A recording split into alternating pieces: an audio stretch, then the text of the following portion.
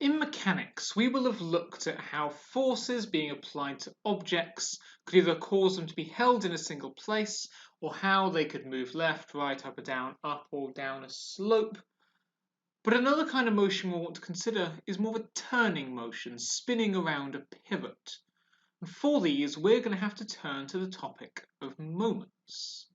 So say a moment is an application of a force that would cause an object, usually a rod or a beam in these kind of questions, to either turn clockwise or anti-clockwise, or in fact, as is more often, you'd have both clockwise and anti-clockwise moments acting simultaneously to hold that object in a state of equilibrium.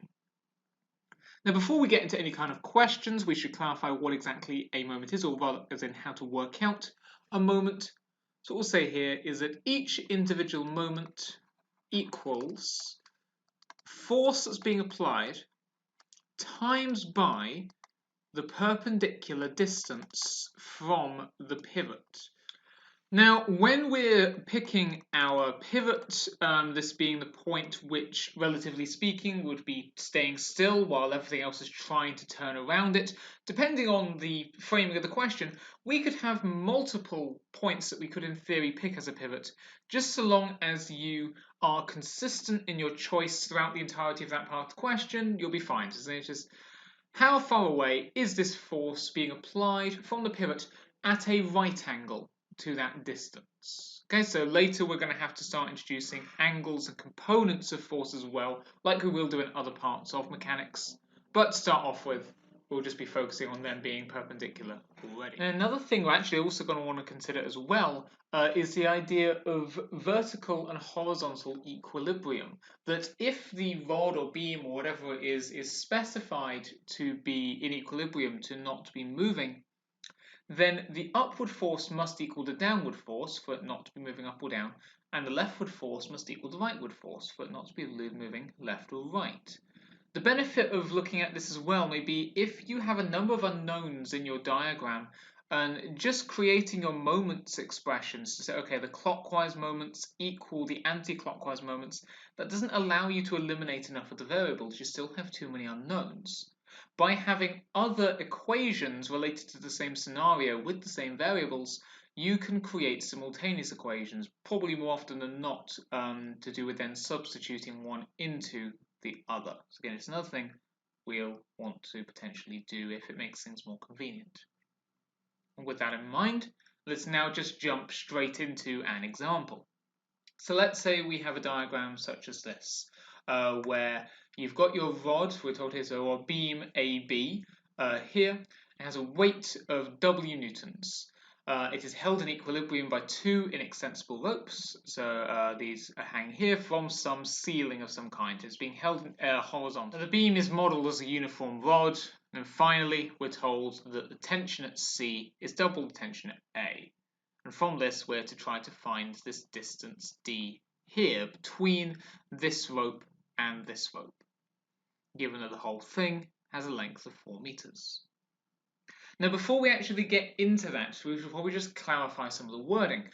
Now, there's terminology that shows up in other parts of mechanics as well, such as light and inextensible. So again, light meaning that we don't have to acknowledge its mass, so we don't have to worry about how heavy these ropes are themselves, and they're inextensible, so acceleration will be the same throughout them. But then another word which comes up in moments is this idea of the rod being uniform. Uniform means that the centre of mass, the point at which we are going to imagine the weight is acting, is directly in the middle. Now, the significance of this is usually we'd be treating the thing that is having the forces applied to it, maybe like a vehicle or something, we'd usually think of it as a particle, where it is all acting in one place. But in moments, because we have to have this element of distance, we have to acknowledge the overall shape of the thing, of the rod, rope, whatever. Yet all the same, for our simplicity's sake, we need the mass to act in one place, the weight to act in one place. If it's uniform, it's happening right in the middle. We'll come on to later the idea of a non-uniform rod, where we'd have to find out where the centre of mass is acting instead. Okay. But now that we've established that, let's go on to the next stage of any kind of scenario-based mechanics question, which is going to be that you should label your diagram. I will, as I have said in other videos, or will say in others, I would always suggest drawing out the diagram for yourself, even if it's already like fully done on the page for you, because it gets you to acknowledge each of the elements of the diagram for yourself, make sure you recognize them all, and then also it gives you potentially more space to add your own annotations if you so wish. So to put this on, if the weight is W newtons, obviously the weight is going to act straight down, and because we know it's uniform, it's going to happen right in the middle. So if we just add about halfway, an arrow coming down, all we can do is label it W, but we can say that this here is going to be 2 meters, because if the whole thing is 4 meters, half of that is 2 meters. And then we know there's going to be some tension in the strings, because again, if this beam is trying to come downwards due to weight, but it's being held up, there must be some upward force in the ropes trying to pull it back. We're told that the tension in C is double that at A, so if we were to just label that just tension, this here would be 2T. Rather than just doing like TA and TC, like you might do in some questions, that doesn't necessarily acknowledge how those tensions are related to each other. By making it T and 2T, you've made it the exact same value of T in both cases. It's a singular unknown. Well, now, based on this, what kind of equations can we construct to try to create this, to solve the puzzle? Well, before we start taking moments, already we can spot we've got 3 kinds of unknowns here. So what we may want to do is actually look into the vertical equilibrium first of all, what I was just saying before, because these can offer us alternative equations that relate certain elements to each other. Because this beam is in equilibrium, it's not moving up, not moving down, the upward forces must equal the downwards. The only downward force is the weight, and then the upward forces combined would therefore make 3T. It doesn't matter how far along the beam these are acting in this case, is because we're literally just looking in a vertical plane. The distance only comes in when we're looking at the moments, as we will in a second. But here again, we now just have this conversion, therefore, of weight equals 3T. So, as we now go through the rest of the question, to eliminate an unknown, what we could do is we could replace any W with 3T. So, if we're going to take moments about a pivot, it's kind of up to us at this point what pivot we take. Because it's an equilibrium, technically any point could be a pivot because they're not moving. I'm going to take A here. So acknowledge that we're going to pivot at A. Now, if we were to look at the clockwise moments, that is to say the moments that will make the beam want to turn this way round, well, if we are holding this thing at A, the W is what would pull the beam down in a clockwise direction. What you may want to do actually with moments question, if it is of any help to you, is to actually just line up your pen or your pencil, whatever it is you're using, on the page above your line. Pin down the end of your pen or pencil, where the pivot is, just with your finger, and then just try to pull that pen or pencil along the line of each of the forces individually. So again, if you were to lay your pen along that line of AB and pin it down at A, now find where the arrow for W is and just pull the pen down in that direction. You should find, if you're keeping A still, that this causes the pen to spin in that clockwise direction. Therefore, your clockwise moment is going to be that force of W that we don't know. Now the distance from A, again, this is going to be 2 in both directions because it's in the middle, so just W times 2. As I say, this is the only clockwise moment in this case. So if we now go for anti-clockwise, which would be going the other way, again, if you wanted, you could kind of lay your pen down on that and pin it down at A. Now, if you were to apply it to the 2T at C, that would indeed raise your pen up and to the left, making that an anti-clockwise moment. So here that would be 2T as a force times by a distance of D, because again we know it's D away from A. And now actually we're not going to include this other T here because the distance from A is nothing, it's on A itself. It would be the force times 0, so it would just disappear, there's no point including it. In later questions, actually, we may have forces that we wish to ignore because they would just make our questions more complicated. Therefore, what you should do, and again what we will do, is take a pivot at the point where that force acts, because that then negates that force as providing a moment in that spot. Yes, if we're taking A as a pivot, we are going to ignore the tension at A, leaving us with just these two moments being equal to each other because it's an equilibrium. To simplify this, therefore, again, W we know is 3t, so 3t times 2 is going to be 6t. That's going to equal 2t d, and therefore, just divide by the 2t, d equals 3. So this will be 3 meters along here. Now, once we have this, once we've eliminated that unknown, we're actually now going to introduce another. So a small load of weight kW newtons is attached at B. So it's going to be some mass put here, and it's going to have an arrow coming down with a force of kW. Now the beam remains in equilibrium, so it's still not moving in any direction. But the tension at C is now 4 times greater than that at A. So this 2t is now going to become a 4t. Based on this, find K. Well, once again, we may actually want to just work in vertical equilibrium. So in this, because that will have changed this time, both the upward forces have changed and the downward forces have changed. So you've got W and KW for the downward forces equaling the combination of the upward forces being 5t. And if you wanted, you could factorise this here to be 1 plus KW equals a 5t. And then to rearrange in some way, because we're either going to make W or T the subject, just for like consistency, what I'm going to do is I'm going to make W the subject because that's what we had above. So we'll make W equals 5T divided by 1 plus K. To be clear, it wouldn't ultimately make a difference. You are still obviously going to come to the same answer if you had instead done 1 plus KW divided by 5 equals T.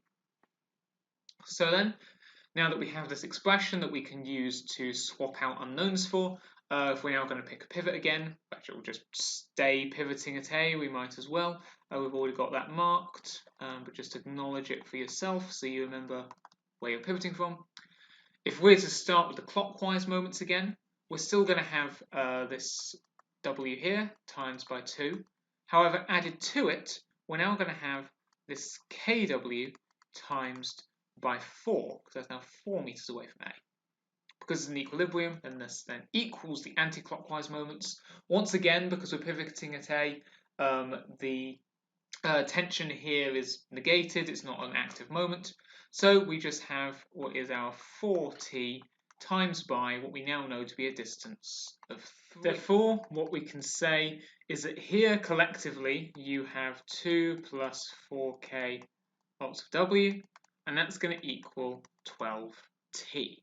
Therefore, just rearranging like we did above, we could say that 12t over your 2 plus 4k, that would leave you a W here, but because it's the same W as up here, we can instead just say that straight up equals the 5t over 1 plus k. From here, if we wanted, we could actually first of all just eliminate t as a common factor, and then if you were to cross multiply, so bring each denominator up to the other side, you end up with 12 plus 12k equals 10 plus 20k. And then from here, obviously we'll just bring the 12k over to the right hand side, the 10 over to the left hand side. So 2 equals 8k, therefore k equals a quarter. So this thing has a quarter of the weight of the beam. So that's how we can use a combination of equilibrium and this new idea of moments to find out missing variables in these kind of scenarios where, again, one point on a beam is going to stay still. Well, technically they all are, but we're going to focus on one point staying still, while other forces try to spin the rest of the rod up or down and thus cancel each other out. Now going forward, it's going to be slightly different to usual, and I'm not going to get you to do any questions entirely on your own, because each question is going to have a slightly different element that we'll be introducing. But all the same, what I'm probably going to do is just keep giving you opportunities to work things out for yourself as we're going collaboratively. Also, I should become clear what I mean by that as we go. So here, in another example, we can see that not only can we have these kind of questions where the beam is being suspended on strings, you can also have it where it's resting on, well, it could just be one support, in this case it's two. Wouldn't have thought you'd have three, but I guess it's possible. So a beam may be of mass 200 kilograms, and from what we can see in the diagram, a length of 12 meters, rests in equilibrium. A man of mass 80 kilograms stands at P. Find the magnitude and reaction at C. So, just as how here, when we were suspending from the ceiling, we had some upward forces in the rope itself, here we also need to have some upward forces, but this comes from the normal reaction forces of the beam now resting on these supports. As we may know from other parts of mechanics, whenever an object is touching something else, there will be a reaction force, otherwise it will be going straight through it. So we're going to have a reaction coming up here at C, let's just label that RC, and a reaction here, let's just label that RD. This time we do have to acknowledge them separately, because unlike before, we don't know how those reaction forces relate to each other. If we just label on some other things as well though, so we know that the man has a mass of 80 kilograms. To be clear, when you're doing your forces, the force is the weight, not just the mass. So to turn mass into weight, again, as we've covered in other parts of mechanics, you will times it by gravity. You can either do that as 9.8 here, or for the sake of it, I'm just going to put g for now, just to be simpler. So also he has a weight of 80 g, that 80 kilograms times gravity. Similarly, because they haven't specified otherwise, or at least in how I've copied it down here, say this is a uniform rod, so the center of mass will be in the middle. So we're going to have another arrow coming down here. So again, that's now going to be 200 g for 200 times gravity to make it a weight. And again, because I'm saying it's uniform, we'll make that 6 meters here. This then are all of the forces that are going to be applying on this model, at least at first. So, how do we now go about getting the magnitude of the reaction at C? Well, the problem is we currently have, again, two unknowns, the reaction at C and the reaction at D. If you're going to be solving for just one unknown, you want to be able to eliminate the other. Remember what I said before about how we can eliminate a force that we don't want from a question. What we can do is we can take the point where that force acts as our pivot. Because if we're now going to say we'll pivot around D, then the reaction at D, while being a force, it has no perpendicular distance. It's 0 meters away from the pivot, so it would cancel out. So, with that in mind, if we're acknowledging that we're going to pivot at D, so just your first opportunity, just pause the video and have a go for yourself.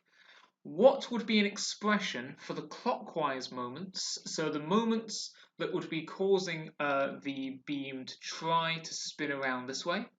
And then what would be an expression for the anti-clockwise moments, so the ones trying to make the beam instead spin this way? Okay, just pause the video, have a think about it, and then press play again when you think you got it. So, of the forces that are now affecting the beam that we're going to continue considering, because again we're going to basically ignore the reaction at D, you've either got reaction at C, the weight of the man, or the weight of the beam. Well, clearly the two weights are both acting in the same direction on the same side of the pivot, so they're going to be combined together separately, or combined together, while the RC is going to be separate. As for what makes it go clockwise, that's going to be the reaction at C, because again, if you were to pin down something at D here, and then pull up this side here, that would make it try to spin around in this circle like so. So our force is just a reaction at C, and we'll times that by the distance here. Now, if the whole thing has a length of 12 meters, and C is 2 meters to the right of A, and D is 2 meters to the left of B, this remaining gap in the middle is going to be 12 minus 2 minus 2, which is going to leave us with 8. So clockwise, we just have RC times 8. As for the anti-clockwise, as I say, this is going to be the combination of these two. So let's start with the 80G here for your force. Now for the distance, again, if we're now trying to find the distance between P and D, A to P is 4, D to B is still 2, so 12, take away 4, take away 2, that leaves you with 6. And then we'll add on to that the 200G, we'll times that by, again, this here from the centre of mass to B will be 6, take away the 2 here, that leaves you with a distance of 4. Therefore, if we were just to try to expand this, we might as well keep our answer in terms of G. So again, we'll just focus on these coefficients here. So 6 times 80 will be 480. 4 times the 200 will be 800. So together, that's 1280 G. But that equals 8 lots of RC. So if you just want the reaction at C itself, divide that right-hand side by 8, and that will leave you with 160 lots of G newtons for that reaction force. Now after this, we are told that the support at D is moved to X, as we can now see in this adjusted diagram here. So it's now further to the left. Well, we assume that this is accurate. It wouldn't really matter either way in terms of if it moved left or right. The numbers would tell the true story when we work it out. But it's now X meters away from B rather than 2 meters. Everything else is the same. The man still stands at P and it's the same man. It's still the same uniform rod. Everything else is fine. The reactions are now equal, and the beam is still in equilibrium. Find the reaction at X and the length of X meters there, so capital X and lowercase x. Again, we should start off just by labelling as much as we can. So the man's weight is going to come down here. That's still going to be your 80G, and we're still going to have this 200G here, which is 6 meters this way.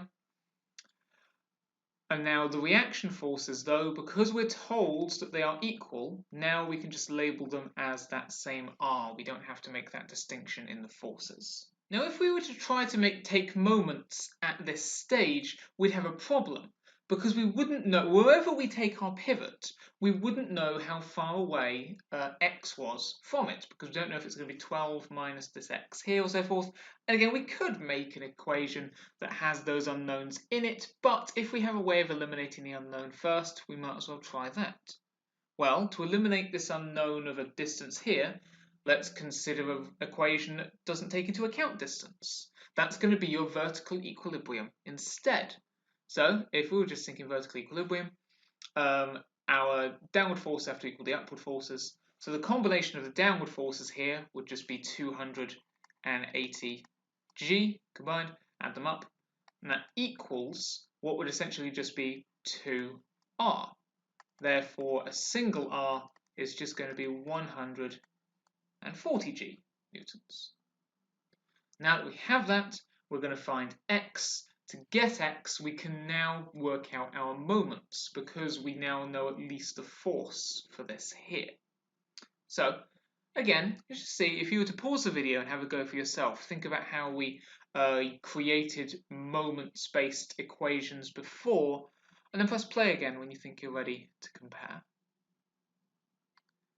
So, where are we going to take our pivot? Because it's in equilibrium, in theory, we could take any number of places. I'm going to say that we'll take a pivot at C, because at least it's a point that we have labelled, and it will eliminate one of the forces, even though we do know it. So if we pivot at C, what we can say is for the clockwise moments, those that would make this end B here basically want to spin around like so, that's going to be the two weight components. So here we will have 80G for force times by a distance of 2, because P is 4 meters away from A and C is 2 meters away from A, so the difference left is 2. And then we'll add to that our 200G times by our 4, because again, this 200G is going to be 6 meters away from A. C is 2 meters away, so the difference is 4. Now for the anti-clockwise, that which would make B want to move up and left instead, the only force we've got left that's applicable is the R. So the R, so we know, is the 140G. and that will be times by, and the only expression we can give really is 10 minus x, because we know that c to b is going to be 10, because obviously 12 minus 2, and so c to x would be that 10, take away whatever this x here is. So to expand your brackets, what we're going to end up with here is on the left-hand side, that would all come to 960g. On the right, that's going to be 1400g minus 140gx. To try to get the x on its own, therefore, you would basically switch the places of the 140gx and the 960g there. So 1400g minus 960g. But then again, to get the x on its own, you now want to divide by the 140g. If you wanted, you could at this stage eliminate all of your g's, so you don't have to include them as a common factor of 9.8 when you put in the calculator. But either way, you should now come to x being approximately 3.1 meters.